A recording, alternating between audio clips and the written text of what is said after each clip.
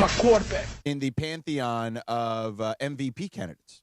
Well, I mean, it's looked like MVP play to me all year, to be honest. I mean, even certain games, I mean, like I said, the pick he threw against Tennessee and the way he bounced back after that, like that's how an MVP plays to me. So, you know, just to rally a team and continue to lead at a high level after when things don't go your way, I think that's what really shows what an MVP is about. Now, still a long ways to go, Cappy, as we both know, but Matthew Stafford is the current betting favorite to win MVP. It's in that stretch that we talked about in the first segment where he's got 20 touchdowns, 0 interceptions in his last 6 games. Nobody's ever done that in NFL history, which is kind of crazy. So I would say this, or any starting quarterback has ever done that. But, you know, still a long way to go. But, man, remember, this was a guy we were wondering at the beginning of the season. You know, is he going to be available? Is it prudent for them to sign him? And we all agreed, yes, one more year makes sense for sure. Beyond that, we were wondering. And right now, at the very least, he's disproving any of that stuff for this particular season. Anyone that had any doubts, they're certainly not doubting anymore. Right. We also thought that whatever back issue that had kept Matthew Stafford out of the early part of training camp was going to be an ongoing issue all year, given his age and given the number of hits that he's taken along the way. And we've not heard one peep all season long about Matthew Stafford's back.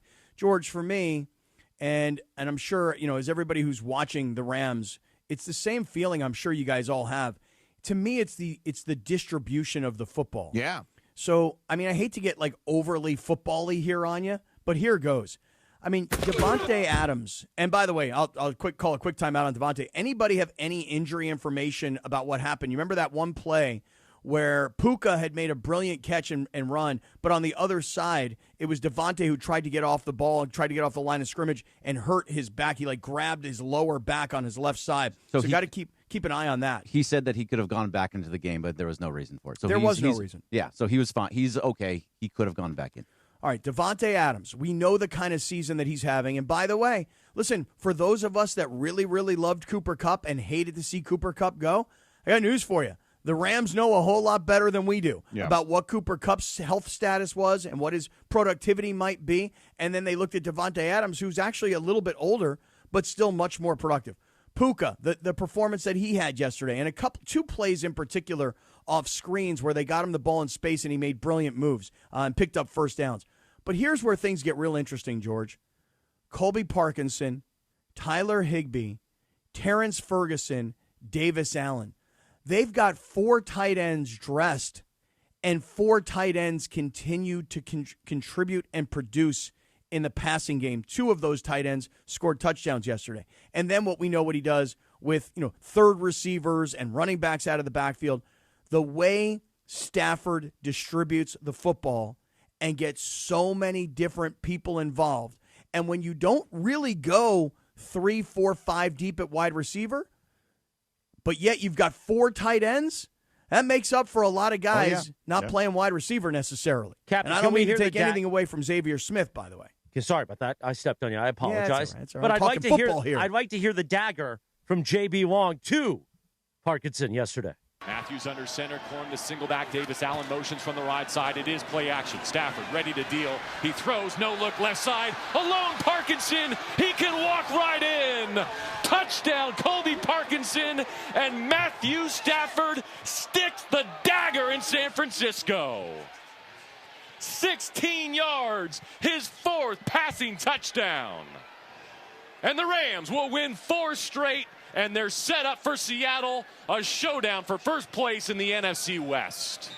By the way, JB sounded great yesterday on ESPN. Sounded really good. He was really bringing that heat, bringing that funk, bringing that noise yesterday. Yeah, funk and heat and noise. He brought had it all. He had the cool yawns right on the table. You know what I mean? Oh, yeah. He's better than having him on the neck. I can tell you that right now. Take it from me. After what happened last week, take it from me. Better have them cool yawns on the table than on the back of your neck. There I am right there on YouTube carrying those things. Hey, look, I got it. San Francisco is a wounded animal. I will grant you that. However, San Francisco brought essentially that same roster down here to L.A. and beat the Rams in overtime. And by the way, had a 14-0 lead in that game. So the Rams had to battle back. Could have won. You could argue should have won, but regardless, didn't win. So for the Rams, George, they had to win that game. I know that last week DeMarco called it a must-win, and I think so too. You have to win. They came to your house and beat you. You have to then go and return the favor. And not only did the Rams win yesterday, they freaking motorboated the 49ers. Right. I mean, the 49ers, to their credit, they were down, they battled back, but then start of the third quarter, the Rams just completely opened it up on them. And they were not competitive, the 49ers, per se. Yeah, they look, the Rams turned the ball over a ton of times on them and, forced a lot of takeaways. Stafford was excellent. I mean, they really had a complete effort across the board. As you football guys like to say, Cappy, I would call it complimentary football yesterday. Ooh, nice phrase. Nice phrase. Yes. You know who's not getting any love right now, and they deserve a lot of love? Who's that? Look, we talk about all the skill guys, but what the Rams offensive line is doing. Remember, these guys, 2 years ago, I think it was. Oh, my God. 2 years ago where they had everybody was hurt at the beginning of the year? Or was that even last year? No, it was. Well, they had everybody hurt last year, too. But what happened was those guys got opportunities to kind of scuffle through it and they've created depth because of the injuries over the last couple of years. Yeah, I got to give it up to the Rams offensive line. You guys are doing a phenomenal job. It's pass protection. You realize that Matthew Stafford was sacked yesterday one time for 5 yards. Doesn't mean he wasn't pressured. Didn't mean that he didn't have to move out of the pocket. But Stafford was only sacked one time. Here's the other part of the offensive line. And this is, you talk about brilliant coaching by Sean McVay and Coach LaFleur on the offensive side. Kyron Williams, George, 14 carries, 73 yards, 2 touchdowns. I needed those. I've got him on my fantasy team. But Blake Corum, 13 carries, 56 yards. So Kyron's averaging 5 yards a carry. Blake is averaging over 4 yards a carry. And as a team, they combined to rush for over 125 yards yesterday between those two running backs. What they are doing between splitting the distribution between the backs, the 4 tight ends, going 3, 4, it's more like 2.5 to 3 wide receivers deep. They are positioning themselves to be healthy in the latter part of the season because everybody's involved. Mm-hmm. They're not dependent on one tight end, and the drop-off from 1 to 2 is drastic. They're 1 through 4, and they're almost all equal. Yeah, they've done a really good job of constructing this roster. And to your point, if you look at, we've talked a lot about the defense, right, and how little they've spent on the defensive side of the ball because they've done such a great job drafting. I would say tight end is a similar scenario where they haven't spent a ton of money but have incredible production from that position. Yeah, and here's another shout-out to the Rams. I'm giving a lot of love to the offensive line this morning and the run game and the distribution of the ball through the 2 running backs. Hey, defense, the Rams defense, Nate Landman, again with another punch-out from the Landman. This guy is going to be the poster child for how you build a roster. Go find a guy that for whatever reason either hasn't stayed healthy or because he was undrafted and he didn't get the right opportunities, whatever the case may have been in Atlanta. Nate Landman is the defensive captain and play caller. And, George, he is making a legitimate name for himself with these punch-outs. He does it every single week. I mean, he almost did it twice yesterday. Right, because the one that we're looking at on YouTube, that was more of a strip and less of a punch. Yeah. But here comes the second one. Well, that actually maybe is the same play from a different angle, and now you get to see the punch that much better. Yeah, but he almost did it twice in the game, yes. But the defensive front, the pressure they're putting on quarterbacks, the secondary making plays. I mean, Quentin Lake yesterday, hitting quarterbacks, making tackles, solo tackles out in space. I'm telling you, man, this Rams team, if you didn't believe that they were a real Super Bowl contender, they are today, and I can't wait. I know it's only Monday, but Sunday, battle for first place between Seattle and L.A. at home. What a game we got coming up this weekend. And the Rams, by the way, Cappy, have won 4 straight. They've outscored their opponents in those 4 games by 82 points, so over 20 points per game. That's the best point differential in any 4-game span in the NFL since 2017. 8 years. That's how dominant they've been in this. That was a nice Sedano nugget on a Monday. Yeah. Good nugget. Nice and crispy and juicy. Let's hear that play-by-play of the Landman. Kittle jogs in motion, sets up left side in a 2-point stance. Matt Jones calls for the shotgun snap. Blitz is on. He throws behind it, complete to the 30. Jennings fumbled. Rams are on it. It's picked up down the right sideline.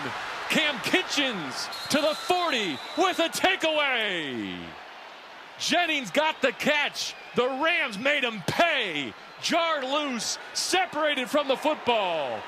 Nate Landman with another forced fumble. This dude is everywhere. Thank you, Falcons, for sending Nate Landman to Los Angeles. Every week he makes a play. It's another Rams takeaway with a 2-touchdown lead. Gold from J.B. Wong yesterday. You know what the best part of that is, George? Is that in week one, when we thought we found ourselves a gem by calling him the Landman and playing the theme song from Billy Bob Thornton's show, Landman, we thought we were onto something. And everybody's like, hey, you know, his name is not pronounced Landman, it's pronounced Landman. And I'm like, okay, but to me, he's the Landman. And everybody now has adopted, we're calling him the Landman. We don't care. Yeah, I don't blame you. I mean, it's catchier that way. It's the legend of the Landman. Yeah. And by the way, that punch out that we just watched, he didn't really get the beef of the ball. He got the nose of the ball. So it wasn't like where he was able to stick his fist in and really, really get to the heart of it all. These guys are all laughing their ass off. You got to stick that fist into the beef of the ball. In the other room when you said that. Yeah. No, but it's the nose of the ball, not the beef of the ball. Yeah. Yeah. No, I'm with you, Cappy. Because, Christopher, there is a sweet spot Yes. on the football. I didn't where the know beef that. is. No. Right. Yeah. No, the sweet spot. Let me tell you where the sweet spot of the football is. Is that where Would you're you like supposed to kick it when you're a kicker? Correct. Oh. You want to try and get it on the sweet spot of the ball. You know how to find the sweet spot of the ball? Is behind the laces, the other side? Okay, I think you were yes, going to say that's behind true. the leg. I don't know. No, But what you do is you look at the ball. The football actually has 4 different panels to it. Yeah, right. It's stitched in 4 panels. Right. Oh, it's like carving a turkey. Kind of like that. Kind of like that. You take the ball, you look at the laces on the back side of the ball where it's stitched together, then you cut it in half on the side panel. So let's just say you're a right-footed guy. In the bottom right corner, you cut it in half, and then you cut it in half, and that little corner, right, that's the sweet spot of the ball. The Landman didn't hit the sweet spot. He hit the nose. Landman, he got the nose of the ball. Yeah. Yeah. So Landman has been fantastic. But getting back to Matthew Stafford, here's some crazy numbers, Cappy. All right, let's hear him. So he leads the NFL in passing touchdowns this season, okay? 25. 25? Yeah. In the red zone, he's got 20 of them, which is also leading the NFL. Versus man coverage, 20, leads the NFL. Versus the blitz, 18, still leads the NFL. Play action, 10, leads the NFL. Fourth quarter, tied for first with 7 touchdowns. And by the way, again, because the last couple of weeks they've been blowing teams out of the water, he hasn't needed to throw touchdowns in the fourth quarter, and he's still tied for first. This guy is playing at a different level. And look, maybe he wins the MVP. He's the betting favorite right now. But I'm sure somewhere on his mantle, he'll love the Tom Brady LFG award he got yesterday. Mm-hmm. Yeah, Tom Brady. It was great to have Tom Brady and Kevin Burkhardt on the broadcast. Hold on. That was usually where you guys were supposed to play Well, this out. I think everybody was a little off on the throw, so that's on us. Okay. But How can you be off on the throw? you Come on, agree? guys, I catch agree. the pass. I agree. We didn't catch the pass. We went for the nose of the ball, not the sweet spot. Yeah. But Right. let's play the sound now. Congratulations, Matthew Stafford, LFG player of the game, man. You did it all today. Sidearm throws, no looks. I saw the TikTok dance. The rhythm is so hard to find in the NFL, but how have you and Coach McVay managed to find it so sustainable? Yeah, it's been great. We've been mixing personnels, doing a great job of that, getting in and out of 13, 11, 12, all of it. And when we can do that, I feel really comfortable. Our guys are making plays. I'm just happy to be a part of it, man. It's so much fun when you get to go out there and orchestrate drive and you're in and out of personnels, 13, 11, 12, whatever it is. So it's been a lot of fun. Yeah, it sure looks like it. And yeah, you're only 37. You got at least another 8 years to play, so I can't wait to watch all of them. So at the beginning, did Brady not need to clear his throat? What happened there? I mean, can we play the beginning of that real quick? Congratulations, Matthew Stafford, LFG player of the game, man. Right there. You did it all today. LFG Sidearm player of the throws, game. no look. Good Well, those ears. vampires, sometimes their throats get clogged, too. Good ears. Good ears. By the way, Yeah. Too much A positive? he had a couple vampire-like calls, like when he was talking about the no-look passes. Don't look in my eyes. And I was like, whoa, Don't look at me. he really is a vampire. I'm sure the guys at Don't look Fox at my eyes. driving into the Pico lot right now are loving hearing this. Oh, they love it. Yeah. They love it. Hey, listen. I think we're gonna start to see more Brady on Rams broadcasts. I mean, I don't know if the broadcast teams are already set and they've been published yet, but the Rams and the Seahawks got to be the top game of the weekend next one weekend, would right? assume, right? Yeah. Hey, He really one thing was glazing Stafford the whole game. How could you not glaze I know, him? but it Why was would you just not funny glaze him? because I feel like he relates to him so much. Like he's the old guy, but he's still going to play another 8 years. I love it. I glaze him for days. Yeah, me too. Cappy, that one is. Oh no, that one is. Yeah, it's a regular game. It's not because when they play in Seattle, I think that one is a night game. Yeah, it's a 105 game, so it's Yeah. not the game of the week. Yeah. Really? They're not. So who do they? You know who the broadcast team is? So next who week? is the game of the week? But Fox might not have a game of the week next week. Well, maybe. let's see here. Fox has San Francisco and Arizona in the late window, and they've also got the Rams and the Seahawks in the late window, 1 o'clock window. I got to think that's the game. Yeah, but they don't always do the game of the week bit, I don't think, unless they have that 125 spot. CBS might have that. CBS has Kansas City at Denver in 125. So there you go. And That- CBS also Mahomes. has Baltimore at Cleveland. Oh, that's a Ew. real one. That's No, horrible. But Kansas City, I mean, Baltimore and Cleveland is probably a 105 game, no? No, it's a 125 game. Really? Oh, so Trash. CBS has the 125s. Yeah.